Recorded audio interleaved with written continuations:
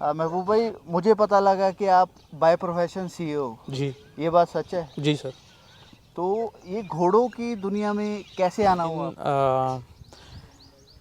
जो कुछ अलग करना चाहते हैं या एंटरप्रेन्योरशिप या अपना कुछ खड़ा करना चाहते हैं वो फेंट हार्टेड नहीं हो सकते। फेंट हार्टेड मतलब कमज़ोर दिल वाले नहीं हो सकते, क्योंकि आप अगर कमज़ोर दिल वाले होगे तो दुनिया में हर कोई आपको हर कुछ भी बोलेगा और उससे आप परेशान होकर आप जो करना चाहते हो वो कर ही नहीं पाओगे। नहीं कर तो पाओगे। इसके लिए आपको थोड़ा हाफ एरोगेंट होना पड़ता है। मतलब दुनिया कहती है कि आप नहीं बन पाओगे, मगर अपने आप में थोड़ा सा आपको लगता है कि मैं कर लूँगा। ये थोड़ा सा हाफ एरोगेंट पन होना पड़ता है ताकि इन सब मुश्किलों को तोड़ के पार करके आप आगे जा पाओ। प्रोफेशनल करियर मैंने दुबई से स्टार्ट किया है, लेकिन हॉर्समैनशिप एक डेस्टिनेशन नहीं होता है सर, एक जर्नी होता है। मतलब मैं एक बार ट्रेन करके छोड़ दिया और घोड़े में वो आदत छूट गई, ऐसा हो नहीं सकता। मैं चाहता हूँ कि ऐसा हो जिसमें मैं 10 दिन काम किया और घोड़ा पूरा का पूरा ज़िंदगी भर बदल गया, लेकिन सच्चाई ये नहीं है।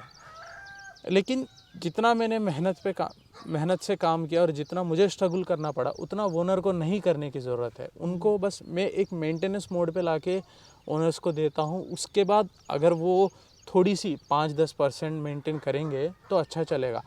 आप देखिए, एक कार हो, एक अच्छी कार, एक नई कार हो जो आपने महंगा भी खरीदा हो, लेकिन फिर भी उस पर एक मेंटेनेंस लगता है। बिल्कुल आप उसकी गियर ऑयल चेंज करना पड़ता है, टाइम टू टाइम आप उसकी वेल मेंटेन करना चाहते हैं अगर चाहते हो कि आपकी गाड़ी लॉन्ग रन बहुत अच्छी कंडीशन में चले।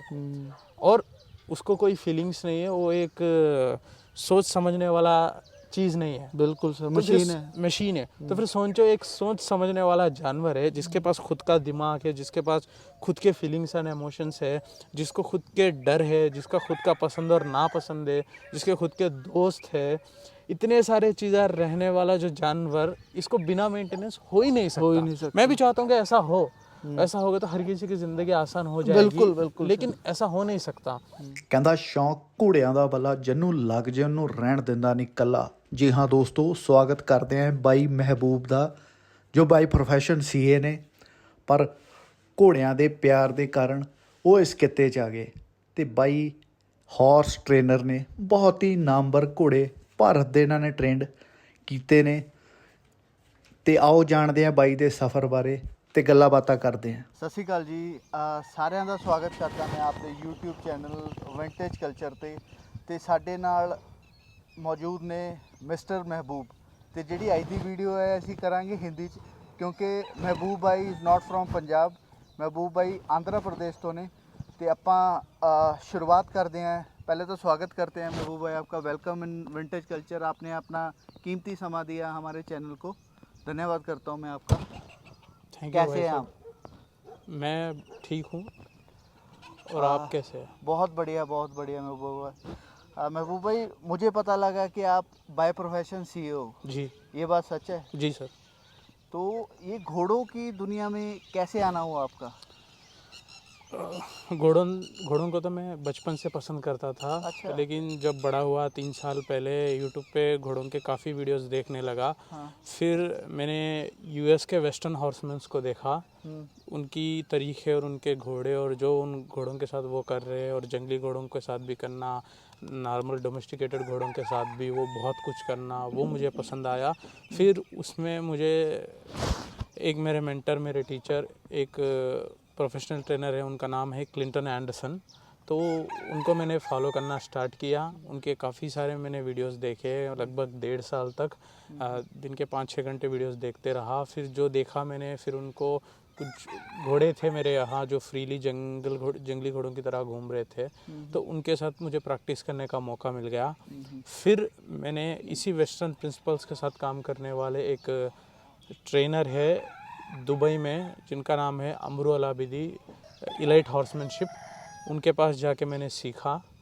और फिर उसके बाद मैं इंडिया आया, और मनु शर्मा जी और उनके यहाँ से मैंने अपनी करियर स्टार्ट की, उनके घोड़ों को ट्रेन करके। फिर मैं मारवाड़ी पे राजस्थान, पंजाब, हरियाणा, गुजरात, यूपी, काफ़ी जगह मैंने ट्रेनिंग कर रहा हूँ पिछले 1 साल से।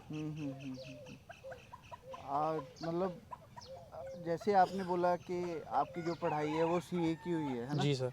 और आपका जो इंटरेस्ट है वो घोड़ों में था। जी सर। अमूमन हम देखते हैं जैसे हमारे भारतीय परिवार में जी कि जो हमारा इंटरेस्ट होता है हम उस पर काम नहीं करते। जी हम आउट ऑफ द इंटरेस्ट अपना जो हमारे माँ बाप या कोई सगे संबंधी या कोई रिलेटिव हमें बताते हैं कि आजकल इस चीज़ का ट्रेंड चल रहा है, आप ये चीज़ कीजिए। तो पढ़ाई में कितना आपका मन लगता था? पढ़ाई मेरे अच्छे खासे होते थे जी, 90% तक होता था, पढ़ाई में भी मन लगता था। लेकिन इन घोड़ों में और जो वेस्टर्न हॉर्समैनशिप में, उसमें मेरा सोने से पहले वही ख्याल आते थे मेरे को, और उठते ही मेरा वही ख्याल आता था कि मैं उन जैसे ट्रेनर की तरह, उन जैसे मूव्स और उन जैसे घोड़ों के साथ मैं कब कर पाऊँगा। जब मैंने शुरुआत भी नहीं किया, लेकिन मेरे दिमाग में मैं ज़िंदगी में ये कब कर पाऊँगा, ये ख्यालें आती थी मुझे। फिर मैंने पहले से भी ज़िंदगी में कुछ सक्सेसफुल लोग हैं, उनको फॉलो करना स्टार्ट किया, और उन सबकी जर्नी में एक चीज़ कॉमन रही कि वो ट्रेडिशनल पाथ जो आम बंदा फॉलो करता है उसको छोड़ के अपने पैशन के पीछे चले, चाहे वो रिस्की क्यों ना दिखे।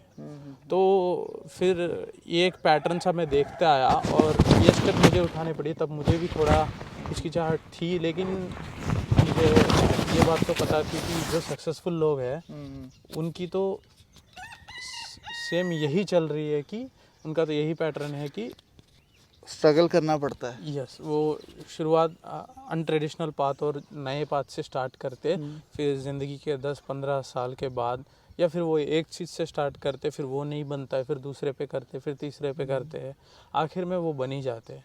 तो इन सब से इंस्पिरेशन लेके चलो अपना भी कुछ ना कुछ हो जाएगा करके मैंने स्टार्ट सब छोड़ के इसमें स्टार्ट किया है। तो क्रिटिसिज्म का सामना करना पड़ा आपको? जी सर, करना पड़ा जी। घर वाले भी बोलते थे, फिर बाहर लोग भी बोलते थे, लेकिन जो कुछ अलग करना चाहते या एंटरप्रेन्योरशिप या अपना कुछ खड़ा करना चाहते, वो फेंट हार्टेड नहीं हो सकते। फेंट हार्टेड मतलब कमज़ोर दिल वाले नहीं हो सकते, क्योंकि आप अगर कमज़ोर दिल वाले होगे तो दुनिया में हर कोई आपको कुछ भी बोलेगा, और उससे आप परेशान होकर आप जो करना चाहते वो कर ही नहीं पाओगे। तो इसके लिए आपको थोड़ा हाफ एरोगेंट होना पड़ता है। मतलब दुनिया कहती है कि आप नहीं बन पाओगे, मगर अपने आप में थोड़ा सा आपको लगता है कि मैं कर लूँगा। ये थोड़ा सा हाफ एरोगेंटपन होना पड़ता है, ताकि इन सब मुश्किलों को तोड़ के पार करके आप आगे जा पाओगे। बहुत बढ़िया सर, बहुत बढ़िया। अब हम बात करते हैं घोड़ों के बारे में। जी। तो हमें बताइए कि जैसे आप क्या क्या चीज़ इम्प्लीमेंट करते हैं घोड़े को ट्रेन करने में? सर, मैं सीखा हूँ डाउन अंडर हॉर्समैनशिप से। क्लिंटन एंडरसन ट्रेनर है, तो वो मैंने उनके पास सीखा हूँ। ये कहाँ से है एंडरसन जी? ये क्लिंटन एंडरसन यूएस से है। यूएस से, ठीक है। इनकी ट्रेनिंग स्टेबल्स और सब कुछ अमेरिका में है। तो मैं घोड़ों को फंडामेंटल्स, इंटरमीडिएट और कुछ एडवांस चीज़ें जी, और जो एक घोड़े के साइकोलॉजी पे काम करके घोड़े की अंदर की जो अच्छी एटीट्यूड है वो लेके आए, प्रॉब्लम्स को सॉल्व करे जी, या फिर राइडिंग के लिए नए से स्टार्ट करे। जी, ये चीज़ें करता हूँ सर मैं। जी। तो मतलब आप कितने घोड़ों को अभी तक ट्रेन कर चुके हैं सर? आप कह सकते हैं कि 50 to 55 हॉर्सेस को मैंने ट्रेन किया होगा। ये कितने ड्यूरेशन में आपने ट्रेन किया इनको? ये एक साल 2-3 महीने। Very nice sir, very nice. 1 साल और 2-3 महीने। आपने अपना मतलब स्टार्टिंग जो प्रोफेशनल कैरियर है वो किस फार्म से स्टार्ट किया? वैसे तो मैंने प्रोफेशनल करियर मैंने दुबई से स्टार्ट किया है, अमरू अलाबिदी इलाइट हॉर्समैनशिप से। फिर उसके बाद मैं इंडिया आके मनु शर्मा जी से मैंने स्टार्ट किया, इनके फार्म पे मैंने स्टार्ट किया। ठीक है सर। तो सर से क्या सीखने को मिला आपको? बहुत कुछ सीखने को मिला। मैं सिर्फ घोड़ों में अच्छा था, बाकी लोगों से कैसे बात करना है, और आम तौर पे इंडिया में जो घोड़े वाले होते, जो घोड़े रखते हैं, उनकी क्या माइंडसेट होती है, मुझे क्या करना चाहिए कि क्या नहीं करना चाहिए। एक मेरी खुद की कमी मैं कह सकता हूँ, जो मैं आजकल मैं इंडिया में हूँ, लेकिन मेरी खुद की कमी मैं ये कह सकता हूँ कि मैं सब कुछ सोचता हूँ यूएस के टर्म से, अमेरिका के टर्म से, जिनसे मैं सीखा है उस लेवल पे सोचता हूँ, और वो मैं अप्लाई करना काफ़ी मुश्किल हो जाता है। और वही मैं कह सकता हूँ कि एक प्रॉब्लम है। लेकिन जैसा कि मनु शर्मा जी है, उनसे काफ़ी चीज़ें सीखने को मिले। मतलब अपने टर्म्स को इंडियन टर्म्स में, इंडियन स्टैंडर्ड के हिसाब से आपको क्या करना चाहिए, क्या नहीं करना चाहिए, कैसे लोगों से इंटरेक्ट होना चाहिए। मैं पहले से ही एक चीज़ मैं ऑब्ज़र्व करता रहा मनु भैया के पास।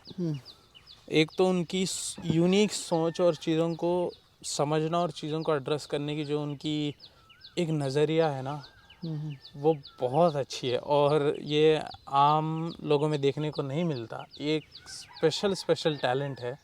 लोगों से कैसे डील करना है और सिचुएशंस को कैसे डील करना है, वो मनु भैया से सीखने को मिलता है। हालांकि कोशिश तो करते हैं, लेकिन मैं जिस लेवल पे वो करते हैं वो नहीं कर पाता हूँ।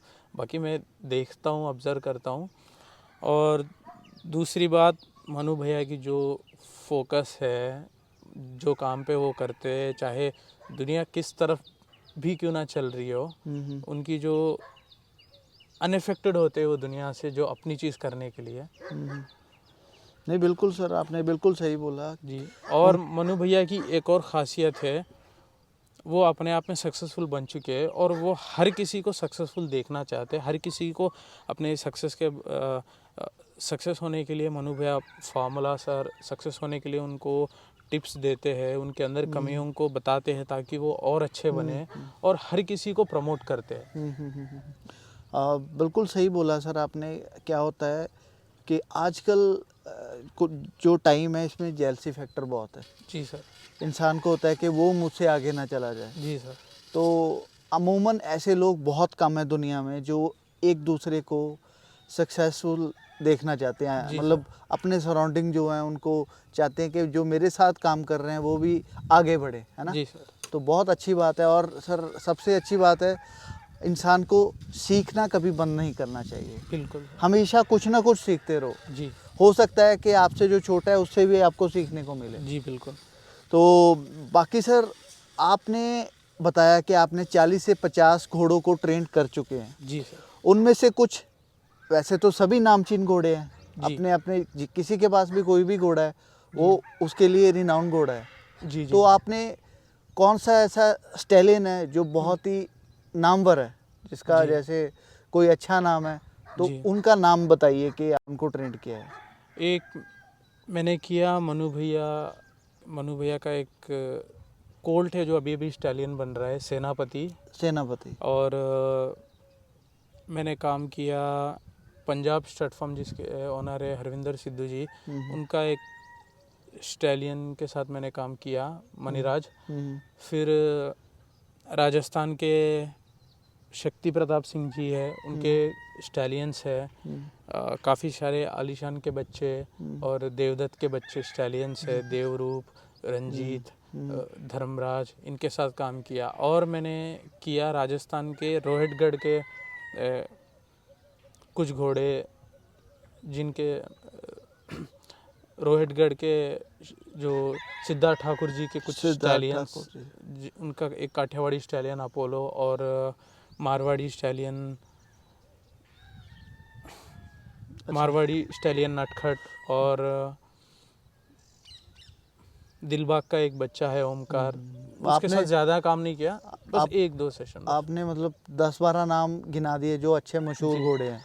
बाकी उनमें से कुछ मेरे फेवरेट घोड़े और घोड़ियाँ हैं। मुझे पर्सनली गुड माइंडेड हॉर्सेस अच्छे लगते हैं। मतलब जो घोड़े बहुत अच्छी एटीट्यूड रखते हैं, जो बहुत अच्छी दिमाग रखते हैं, वो पसंद है मुझे। ज़्यादा खूबसूरत दिखने वाले जानवर से ज़्यादा समझ के इंसान के साथ साथ बिना लड़ाई के ज़्यादा अच्छे से चलने वाले घोड़े मुझे पसंद है। मुझे आमतौर पे खूबसूरत दिखने वाले से ज़्यादा जो अच्छी एटीट्यूड रखते हैं, मतलब जो वेल माइंडेड हॉर्सेस है, जिनका दिमाग बहुत अच्छा है और इंसान के साथ दे के चलने वाले जानवर बहुत पसंद है। उनमें से ईशा जो आलीशान की बच्ची है, जो पंजाब स्टड में है, और एक है शक्ति प्रताप सिंह जी के पास कुछ स्टैलियंस है, उनके स्टैलियंस भी बहुत गुड माइंडेड स्टैलियंस है। तो ऐसे चुनिंदा घोड़े जो मुझे बहुत अच्छे पसंद आते, चाहे वो हाइट भी ना हो, खूबसूरत भी ना हो, मगर उनकी दिमाग अच्छी है और इंसान के साथ मिलके अच्छा चलना चाहते हैं, वो मेरे को पसंद है। और एक स्पेशल घोड़ी है जिसका नाम है कायनात, जो राणा स्टड फार्म में है, वो भी बहुत अच्छी घोड़ी है जिसको मैंने ट्रेन किया है। जी सर, जी सर। जी। तो सर कोई ऐसा किस्सा आपकी ज़िंदगी में जब आपने घोड़ा को ट्रेन किया हो, और कोई ऐसा घोड़ा या ऐसा जानवर, हम नाम नहीं लेंगे उसका, ठीक है। पर मतलब वो कोई सोच ही नहीं सकता कि ये भी ऐसा बन सकता है, अच्छा उसका जो एटीट्यूड है वो चेंज हो सकता है, जी। और आपने उसका एटीट्यूड और उसकी जो एक क्या बोलते हैं विचार, लोगों के दिमाग में एक विचारधारा बनी होती है घोड़े को लेके कि ये काटता है, ये मारता है, ये गिरा देता है, तो आपने उसका एटीट्यूड चेंज किया हो, उसको एक सही पाथ पे लेके गए हो। ऐसा कोई आपके साथ हुआ है कभी कि ऐसा किस्सा? मेरा तो आमतौर पे यही होता है सर। मैं तो 90% 95% मैं सिर्फ प्रॉब्लम हॉर्सेस के साथ ही डील कर सकता हूँ। सिर्फ 2-3 घोड़े ही है जो बहुत अच्छे मेरे को काम करने के साथ मिले। बाकी मैं आमतौर पे जो घोड़े आगे पैरों से उठ के खड़े होके ओनर्स को गिरा के लात मारने वाले, काटने वाले, हेड से जो मुंह पे बिल्कुल हाथ नहीं लगाने देते, और प्रॉब्लम हॉर्सेस के साथ ही मैंने काम किया। मैंने एक ऐसा किस्सा है, दुबई में एक प्रॉब्लम हॉर्स है जो एक जंगली घोड़ी है, और वो 1 साल तक दुबई में कुछ शेख की स्टेबल्स में रही और उसको किसी ने हाथ तक नहीं लगाने दी उस घोड़ी ने। तो वो घोड़ी हमारे सर के पास आई और उसको मैंने ट्रेन किया 2 दिन में। फिर मैंने उसको पकड़ा, जो कि इम्पॉसिबल टास्क जैसा लगा, और उसको मैंने पकड़ के उसको मैंने काफ़ी ठंडी किया, उसके दिमाग को मैंने काफ़ी बदला, जिसको मेरे ट्रेनर और मेरे मेंटर अमरू अल आबिदी उनको भी पसंद आया। और जो शेख के स्टेबल्स में ट्रेनर है, मैं जब इंडिया वापस आया तो उन्होंने भी मुझे कॉल किया कि ये आपने कैसा किया, और उन्होंने मुझे दुबई पे बुलाया कि मुझे आपकी कुछ चाहिए हेल्प, जो 3-4 घोड़ों के लिए मुझे आपकी हेल्प चाहिए करके उन्होंने मेरे को बुलाया। लेकिन मेरी करियर जो इंडिया में स्टार्ट हो रही है, इसलिए मैं दुबई फिर नहीं गया। और इंडिया में कुछ घोड़े जो आगे पैरों से खड़े होकर ओनर्स को गिरा के उनको चोट पहुंचाए, वैसे घोड़ों के साथ मैंने 4-5 दिन काम करने के बाद फिर वो उठ के खड़े होना नहीं चाहते। और जो घोड़े जो कोल्ड्स है, जो अभी स्टाइलियन बनने जा रहे हैं, उनके अंदर काटने की और इंसान के ऊपर आ जाने की ये ज़्यादा इच्छा होती है, इंसान को डोमिनेट करने की इच्छा होती है। तो इन घोड़ों को ये आदत ना करे, काटे नहीं, इन चीज़ों से मैंने इन चीज़ों पे हैंडल करवा के दी है। लेकिन हॉर्समैनशिप एक डेस्टिनेशन नहीं होता है सर, एक जर्नी होता है। मतलब मैं एक बार ट्रेन करके छोड़ दिया और घोड़े में वो आदत छूट गई, ऐसा हो नहीं सकता। मैं चाहता हूँ कि ऐसा हो जिसमें मैं 10 दिन काम किया और घोड़ा पूरा का पूरा ज़िंदगी भर बदल गया, लेकिन सच्चाई ये नहीं है। लेकिन जितना मैंने मेहनत से काम किया और जितना मुझे स्ट्रगल करना पड़ा, उतना ओनर को नहीं करने की ज़रूरत है। उनको बस मैं एक मेंटेनेंस मोड पे लाके ओनर्स को देता हूँ। उसके बाद अगर वो थोड़ी सी 5-10% मेंटेन करेंगे तो अच्छा चलेगा। आप देखिए, एक कार हो, एक अच्छी कार, एक नई कार हो, जो आपने महंगा भी खरीदा हो, लेकिन फिर भी उस पर एक मेंटेनेंस लगता है। बिल्कुल आप उसकी गियर ऑयल चेंज करना पड़ता है, टाइम टू टाइम आप उसकी वेल मेंटेन करना चाहते हैं, अगर चाहते हो कि आपकी गाड़ी लॉन्ग रन बहुत अच्छी कंडीशन में चले। और उसको कोई फीलिंग्स नहीं है, वो एक सोच समझने वाला चीज़ नहीं है। बिल्कुल सर, मशीन है। तो फिर सोचो, एक सोच समझने वाला जानवर है जिसके पास खुद का दिमाग है, जिसके पास खुद के फीलिंग्स एंड इमोशंस है, जिसको खुद के डर है, जिसका खुद का पसंद और नापसंद है, जिसके खुद के दोस्त है, इतने सारे चीज़ें रहने वाला जो जानवर, इसको बिना मेंटेनेंस हो ही नहीं सकता। मैं भी चाहता हूँ कि ऐसा हो, ऐसा होगा तो हर किसी की ज़िंदगी आसान हो जाएगी। बिल्कुल लेकिन ऐसा हो नहीं सकता। तो एक चीज़ अच्छी कंडीशन में रहने के लिए आपको मेंटेनेंस करना पड़ता है। तो मेरी जिम्मेदारी है जो बुरी हालत में लेके उस पे जो कठिन मेहनत है, जो बुरी चीज़ है, जो मेरे को करना पड़ता है, वो मैं करके एक अच्छी सिचुएशन में ओनर्स के हाथ में देना चाहता हूँ, जिससे फिर ओनर्स क्या है, थोड़ी बहुत मेंटेनेंस से वो अच्छी कंडीशन में लॉन्ग रन मेंटेन कर सकते हैं। किन किन चीज़ों का उनको ख्याल रखना चाहिए कि जैसे वो अपने जो घोड़ा या घोड़ी है उसको ये जो बुरी आदतें हैं इनसे अवॉइड कर सके उनको? एक तो ह्यूमन सेफ्टी। मेरे ख्याल से इंडिया में ह्यूमन सेफ्टी के बारे में उतना नहीं सोचते जितना सोचना चाहिए। तो इसमें कुछ पॉइंट्स है मैं कहना चाहता हूँ कि एक तो घोड़े हमारे ऊपर आ जाना, मतलब एकदम अपने पर्सनल स्पेस में एकदम बहुत नज़दीक आ जाना, इसको लोग आमतौर पे देखते नहीं हैं, लेकिन सारे चीज़ों के प्रॉब्लम इसी से स्टार्ट होते हैं। तो लोग घोड़ों को एक सर्टेन डिसिप्लिन में रखना चाहिए कि आप इंसान के ऊपर हमला नहीं कर सकते, इंसान को काट नहीं सकते, इंसान की पर्सनल स्पेस में घुस नहीं सकते। एक चीज़ हो गई। फिर दूसरी चीज़ है, आपको घोड़ों को अप्रोच करते वक्त आपको घोड़ों की बॉडी लैंग्वेज समझना चाहिए। घोड़े के कान कैसे है, घोड़े की टेल स्विचिंग कैसी है, और घोड़े के पुट्ठे देख के आपको अप्रोच करना चाहिए। क्योंकि आप घोड़े के पास जा रहे हो और घोड़ा अपने पुट्ठे आपकी तरफ घुमा रहा है, तो जाहिर सी बात है लात मारेगा। तो उसका अपोजिट घोड़ा आपकी तरफ देख रहा है, दो आंखें दिखा रहा है, तब उसके पैर अपोजिट डायरेक्शन हो गए, तो वो लात चलाएगा भी तो आपको नहीं लगेगा। तो मेरा हॉर्समैनशिप में और मेरे मेंटर के हॉर्समैनशिप में हमारी फर्स्ट प्रायोरिटी है ह्यूमन सेफ्टी। मतलब ये एक चीज़ कहते हैं कि आप पहले घोड़ों को ट्रेन करने और घोड़ों के साथ रहने के लिए पहले वो एक्सपीरियंस को आपको सर्वाइव करना पड़ता है। अब घोड़ों को ट्रेन करके ज़िंदा तो रहना पड़ता है, तब जाके आप बार बार ट्रेन कर सकते हो और बार बार घोड़ों के साथ रह सकते हो। तो पहले ह्यूमन सेफ्टी, फिर उसके बाद हॉर्स सेफ्टी। सेकंड प्रायोरिटी पे घोड़ों का सेफ्टी। हर वो चीज़ हम नहीं करनी है जिससे घोड़े की सेफ्टी ख़त्म होगी, घोड़ा प्रॉब्लम में आ जाएगा, घोड़े के साथ चोट पहुंच सकती। फिर तीसरा आता है घोड़ा उस चीज़ को कितना जल्दी समझ रहा है और घोड़ा उस चीज़ को कितना याद रख रहा है। ये हमारे बेसिक 4 प्रिंसिपल्स है, फिलोसफिकल रूल्स है। अगर इन 4 प्रिंसिपल्स को और इन 4 आर्डर्स के साथ साथ कोई भी टेक्निक आती है तो उसको हम अपना लेते हैं। अगर इन चारों में कोई भी चीज़ से कॉम्प्रोमाइज़ होता है, वो टेक्निक के साथ हम नहीं चलेंगे। मतलब बेसिक चीज़ें ये है कि घोड़े के जो हाव भाव है जी, उसको एक ऑनर को देखना चाहिए, या जो भी उसको टेक केयर करता है ना, उसको ऑब्जर्व करना चाहिए कि अभी इसका क्या मूड है ना। जी।